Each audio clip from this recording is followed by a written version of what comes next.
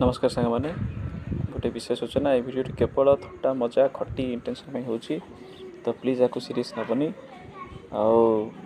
Video भल लगे पूरा देखी एंजॉय कर बस। तो आज टॉपिक है प्रेम भल पाइबा लव जहाँ भी हो ये सब विषय आज टिके स्मॉल समरी करवा बस। लव माने कौन बेसिकली गोटे गोटे आम कहीपर गोटे emotional feeling automatically generated from hearts hostel पढ़े कोड़े कांथर लिखाई छाड़ लव इज हाँ से कहीपर गोटे love is a emotional feeling. तो समस्त लाइफ में 4-5टा स्टेज आसे गोटे छुआ हवा तापर पिला तापर किशोर अवस्था तापर युवावस्था तापर वृद्धावस्था। तो बहुत सारा स्टेजेस मनुष्य को भल पाइबा हुए तो बहुत सारा लोक पचार तो बहुत सारा डेफिनेशन भी मिल तो तार बेसिस रे गोटे आज छोटिया वीडियोटी हो सो मनुष्य छोट छुआ थाए ना जन्म हुए तो भल पाइबा माने कौन ताकू जी बापा माँ छोट गेल कला तो सीटा गोटे खुशी भल पाइबा कहीपर समहाव आम कहीपर जे गोटे छोट छोट छुआ भल पाइबा माने कौन ता ही छोट गेल गला थटा मजा आसला जे खेलाखेली कला। तो बेसिकली छोट छुआ मानक छोट छुआ ने बहुत गेल तो माँ मैंने ही करी तो से छोट छुआ ना फास्ट लव मम हो जाती बापा तो कड़े साइड ही पड़ाती छाड़ आम भी गोटे पुआ पिला आम भी बापा है के तो छोट छुआ गला छुआ जो बड़ है टिके पिला अवस्था आसला माने बड़ हाथ फल गोड़ हाथ खेला बुला कला तो तापी लव माने बेसिकली कौन हो पार तो छोट पिला बता लव सांग से जहाँ सहित खेलला बुलिला मजा कला व्हाट एवर जहाँ भी कला अधिक टाइम स्पेंड कला तो ताकू आम कहीपर लव छोट पिला लव माने कौन आउ बेसी कौन हो पार ही कहीपर। किशोर अवस्था आसला सेम थिंग स्कूल गला कॉलेज तो छाड़ स्कूल गला सांगसाथी सहित खेलला बुलला हंसला थट्टा मजा कला तो ताप भी लव भी से पार मैंने संभाव सांग हो पार सांग सहित जहाँ खेल थट्टा मजा जहाँ सी करला स्टार्टिंग फ्रॉम छोट पिला क्रिकेट खेलला cricket football chess game video game whatever से खेलला तो ताप सेटा लव हो पार संभाव से कहीपर ना कम भल लगे कह सांग साथी खेला बुला यहाँ स्कूल सरला कॉलेज एंट्री हो तबले चौवन चरम सीमा आड़ को समस्ते आगे जाऊे तो हार्मोनाल एक्सचेंज हार्मोनाल सिक्रेशन से टी हम तो से टाइम रे नॉर्मली अपोजिट जेंडर को आड़े अट्रैक्शन टिके अधिक बढ़ी जाए से टाइम माने से टाइम ही तो स्टार्ट हुए नुआ नुआ प्रेम से प्रेम भल पाइबा से गोटे टाइप कौन से गोटे टाइप गोटे प्रेम गोटे कहीपर से सब कमिटमेंट करती से करवा इे सियाड़े घरे लुचि छपिकी फोन करवा तापर मिलामिशा सांगसाथी सेटिंग जगी थी तू आसू देखा करवा एमती सेमती गोटे टिपिकल नॉर्मल लाइफ कथा कहूँ आ लिजेंड मान तो छाड़ से मैंने गोटे अलग गैंग ही थाए आम से डिस्कस करानी नॉर्मल टिपिकल लाइफ जो गोटे साधारण जीवन विषय बर्तमान कथा हो तो से टाइम सेट हो जाए माने कॉलेज टाइम किशोर अवस्था जस्ट टीन स्टार्टिंग हुए टीन स्टार्टिंग 15-16 जहाँ 17 तो पिला कॉलेज जाती तो से 19-18-19 पर्यंत से टाइम रे जो अपोजिट सेक्स प्रति अट्रैक्शन सब अधिक तो सहीटा से भल पाइबा तापर 21-22 दुनिया देखियो पिला 21-22-25-26 बेसिकली नॉर्मली एतिक ही नियंती 5-6 वर्ष से टाइम रे पिला माने अल्ट्रा लिजेंड प्रो मैक्स से टाइम रे ଭଲ ପାଇବା ମାନେ ସେଇଟା ପୁରା ସବୁ ସରିଯାଇଥିବ। ଖଟି ଫଟି କଲେଜ ଟାଇମ୍ରେ ସରିଥିବ, ମିଳାମିଶା ଲୁଚା ଛପା। Now it's time for sex. ସେ ଟାଇମ୍ରେ ସେକ୍ସ ହେଲା, ସେକ୍ସ ଇଜ୍ ଲଭ୍। 21ରୁ 25 ଯେଉଁ 4-5 ବର୍ଷ, ସେ ଟାଇମ୍ରେ ଏନର୍ଜି ମଧ୍ୟ ରକ୍ତ ଗରମ ଥିବ। ସେ ଟାଇମ୍ରେ ସେ ଯେଉଁ ପ୍ରେମ, ସେଇ ଯେଉଁ ସେକ୍ସ ଇଜ୍ ଲଭ୍ର ଯେ ଖେଳଟା ଚାଲେ, ସେ ଟାଇମ୍ରେ ମେ ବି ତାକୁ ହିଁ ଲଭ୍ କହିବେ। କାରଣ ସେ ଟାଇମ୍ରେ ଯଦି ସେ ଜିନିଷଟା ନ ହେଉଛି, ତାହା ମାନେ ମ୍ୟାନୁଫ୍ୟାକ୍ଚରିଂ ଡିଫେକ୍ଟ ହୋଇକି କିଛି ଲୋକ ରିଜେକ୍ଟ କରିଦିଅନ୍ତି। ସବୁ ଚାଲେ ସେଇ ଟାଇମ୍ରେ ଆମେ କହିପାରିବା ସମହାଉ। କିନ୍ତୁ ନର୍ମାଲି ବେସିକଲି ଲାଇଫ୍ରେ ଏ ଜିନିଷଟାକୁ ଆମେ କହିପାରିବା। ଆଉ ସେ ଟାଇମ୍ରେ ଯଦି ଯିଏ ଅଲ୍ଟ୍ରା ଲିଜେଣ୍ଡ ପ୍ରୋମ୍ୟାକ୍ସ ଥାଆନ୍ତି, ସେମାନେ ଅଲଗା ଟାଇପ୍ ଲାଇଫ୍ ବଞ୍ଚନ୍ତି। ସେ ଟାଇମ୍ ମୁଁ ଚାହୁଁନି ସେଇଟା ଡିସ୍କସ୍ ହଉ। ସେଇଟା ଆଉ କେବେ ଅଲ୍ଟ୍ରା ଲିଜେଣ୍ଡ ପ୍ରୋମ୍ୟାକ୍ସ ଗୋଟେ ହେବ ଭିଡ଼ିଓ, ତା ଉପରେ ଡିସ୍କସ୍ ହେବ। ଲିଜେଣ୍ଡମାନଙ୍କ କଥା ସେଥିରେ ହେବ। ଏଇଟା ନର୍ମାଲି 25-26ରେ ଚାଲିଲା। 25-26ରେ ନା ଆକ୍ଚୁଆଲି ଲାଇଫ୍ର ମେନ୍ ଟର୍ଣ୍ଣିଂ ପଏଣ୍ଟ ପଳେଇ ଆସିବ। ସମସ୍ତଙ୍କ ଲାଇଫ୍ରେ ଆସିବ।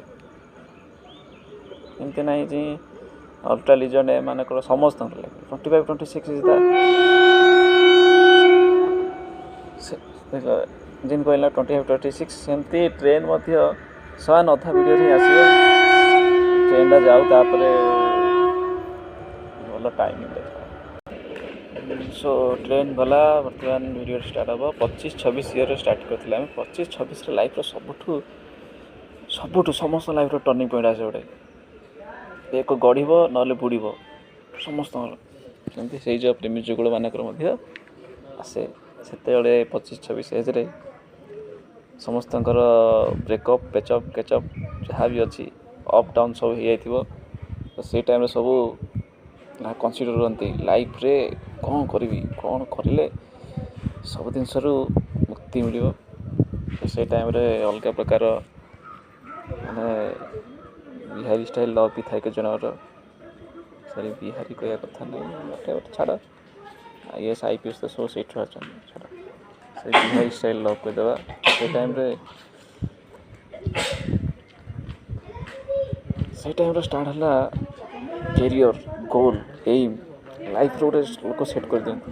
ଆଉ ବହୁତ ହେଇଗଲା କି ପେଚଅପ୍ ଫେଚଅପ୍, ସକଅପ୍ ସବୁ ସରିଲା ପରେ, ଅପ୍ ଡାଉନ୍ ସରିଲା ପରେ ସେମାନେ କରନ୍ତି ଲାଇଫ୍ ଡିସାଇଡ଼୍ ନା ମାଇ ଲଭ୍ ଇଜ୍ ମାଇ କ୍ୟାରିୟର୍। ତ କ୍ୟାରିୟର୍ ସେତେବେଳେ ସବୁଠୁ ଇମ୍ପୋର୍ଟାଣ୍ଟ ହେଇଯାଏ। ଲାଇଫ୍ ବନେଇବାର ଅଛି ଏବେ। କ୍ୟାରିୟର୍, ଗୋଲ୍, ଫ୍ୟାମିଲି ସେତେବେଳେ ସବୁ ପୁରା ପଳେଇ ଆସିବ କୁଆଡ଼ୁ ଗୋଟେ 25 ବର୍ଷ ପରେ।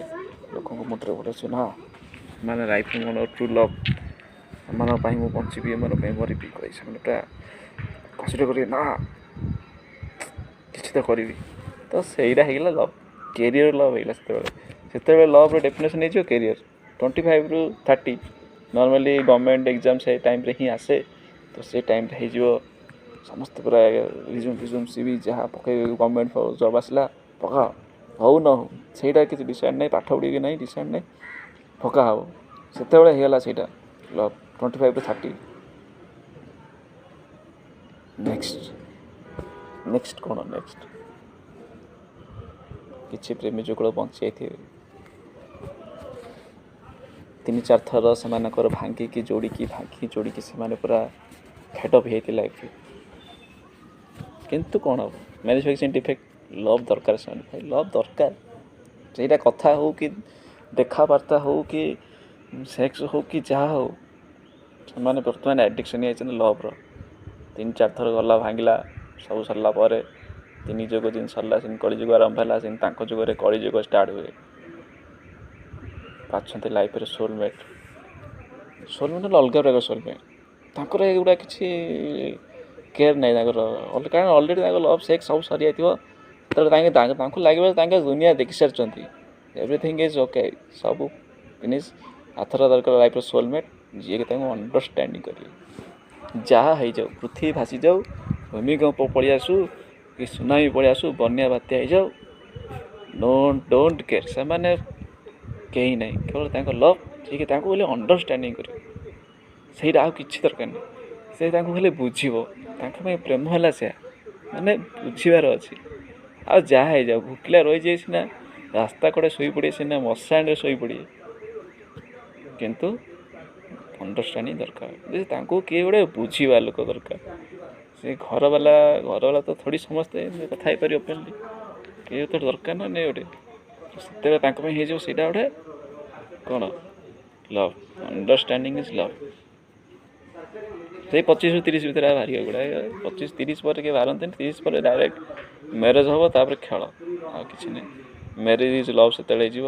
ମାଇ ୱାଇଫ୍ ଇଜ୍ ମାଇ ୱାର୍ଲଡ, ଏସବୁ ତାଙ୍କର ଚାଲିବ ଖେଳ। ବେଶୀ ନାହିଁ 3-4 ବର୍ଷ ପରେ ତାପରେ ଆଉଥରେ ଯେସେ ଥେ ପେରେଟନ ଥାଏ ଯେସେ ଥେ କହିଲେ ଆଗରୁ ଯେମିତି ଥିଲା ସାବଧାନ ବିଶ୍ରାମ ସେମିତି ତାଙ୍କ ଲାଇଫ୍ରେ ହେବ। ଏଥିରେ କିଛି ବି ଡାଉଟ୍ ନାହିଁ। ତ ଛାଡ଼, ତ ସେଇ ଲାଗି ସେଟା ଅଣ୍ଡରଷ୍ଟାଣ୍ଡିଂ ସରିଲା। ଅଣ୍ଡରଷ୍ଟାଣ୍ଡିଂ ହେଲେ ବାହା ହେଲ, ଛୁଆ ହେଲା, କିଛି ବାଟ ଯାହା ଛୁଆ ତ ଆଜିକାଲି ଜଲ୍ଦି କରନ୍ତିନି। ଛାଡ଼, ଯାହା ବି ବର୍ଷ ପର୍ଯ୍ୟନ୍ତ ୱାଇଫ୍ ଇଜ୍ ଲଭ୍। ସେଥିପାଇଁ ସାଙ୍ଗସାଥି କେହି ମନେ ପଡ଼ିବେନି। ଫ୍ୟାମିଲି ଥିଲେ ମଧ୍ୟ ବାପା ହଁ ସବୁ ହଁ କରୁଛି ସବୁ ହେଇଯିବ। ତାପରେ ହେଇଗଲା କ'ଣ, ସେଇ ଟାଇମ୍ରେ ପଳେଇ ଆସିବ wife is my world, wife is my everything, wife is my universe, oxygen, ସବୁ ଫୁଡ଼, ସବୁ କାର୍ବୋହାଇଡ୍ରେଟ୍, ପ୍ରୋଟିନ୍ ସବୁ ହେଇଗଲା। ତାପରେ ହେଲା ଛୁଆ ଖେଳ ଜନ୍ମ ହେଲା, ମେନ୍ ଖେଳ ଷ୍ଟାର୍ଟ। ଛୁଆ ଜନ୍ମ ହେଲା ପରେ ସବୁ ସ୍ୱାମୀମାନେ ବଦଳି ଯାଆନ୍ତି, ସ୍ତ୍ରୀମାନେ ବଦଳି ଯାଆନ୍ତି। କାହିଁ ବଦଳନ୍ତି କେଜାଣି? ଛାଡ଼, ସେମାନେ ବଦଳିଲେ ନ ବଦଳିଲେ ଆମର କିଛି ସେଥିରେ କହିବାର ନାହିଁ, କାରଣ ଆମେ ବି ସେଇ ଗତି ଆଡ଼ୁ ଯାଉଛେ।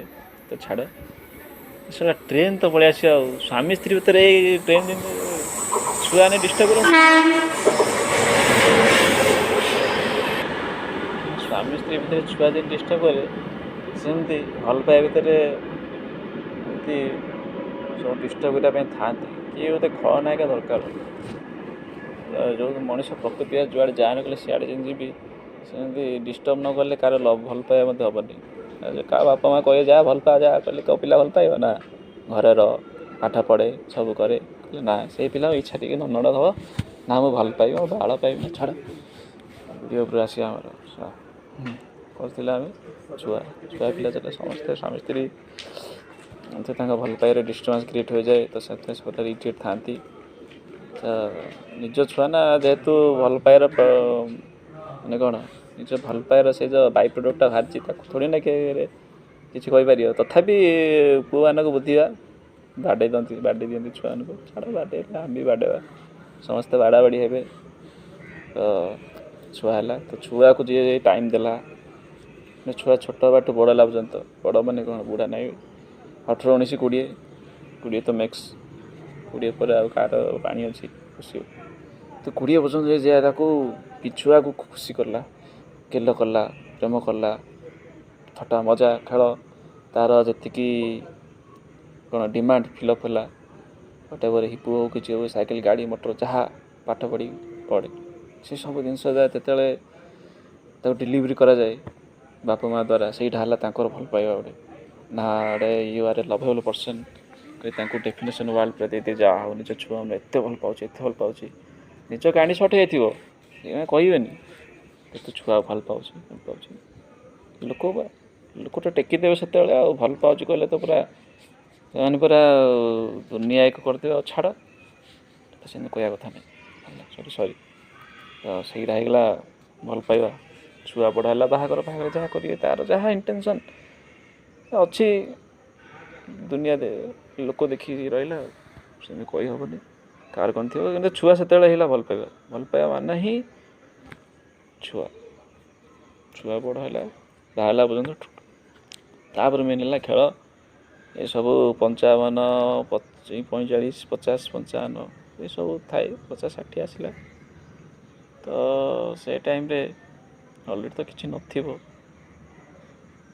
କାଳ ଥିଲା, ବେଳ ଥିଲା।